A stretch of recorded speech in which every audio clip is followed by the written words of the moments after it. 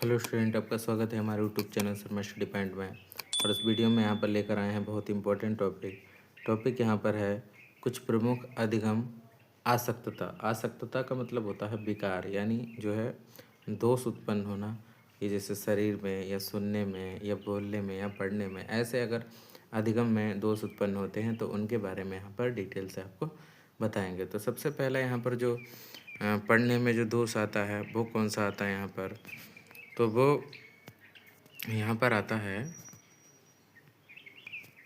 अफेज्या। ठीक है, पहला आता है अफेज्या। अफेज्या क्या होता है? अफेज्या किससे संबंधित है? अफेज्या जो है भाषा एवं संप्रेषण यानी बातचीत करने से संबंधित है।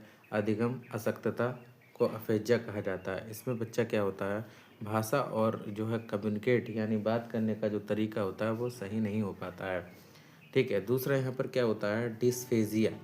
डिस्फेजिया क्या है यहाँ पर, इसको समझ लेते हैं। डिस्फेजिया में क्या होता है, मस्तिष्क में क्षति के कारण बातचीत करने में आंशिक या पूर्णतः अक्षमता को डिस्फेजिया कहा जाता है।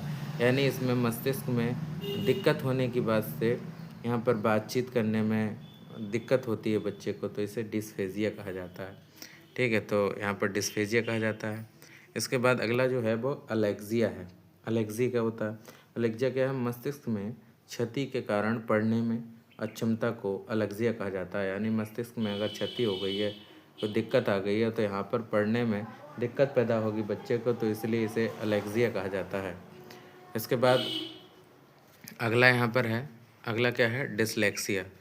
तो डिसलेक्सिया बहुत ज़्यादा पूछा जाता है यहाँ पर। और डिसलेक्सिया में क्या है, पठन विकार इसे कहते हैं, पठन विकार भी कहते हैं। इसमें बच्चा सा को वाज पढ़ता है, न्यूक्लियर को अनक्लियर, है ना। तो यहाँ पर जो है इन शब्दों में विभेद नहीं कर पाता है, पहचान नहीं पाता है कि ये शब्द क्या है। ठीक है, अगला है हमारा डिस्ग्राफिया। डिस्ग्राफिया यहाँ पर क्या है, डिस्ग्राफिया देखिए क्या कहते हैं, यह लिखने से संबंधित होता है। इसमें बच्चे की लिखावट सही नहीं हो पाती है, इसीलिए इसे जो है डिस्ग्राफिया कहते हैं।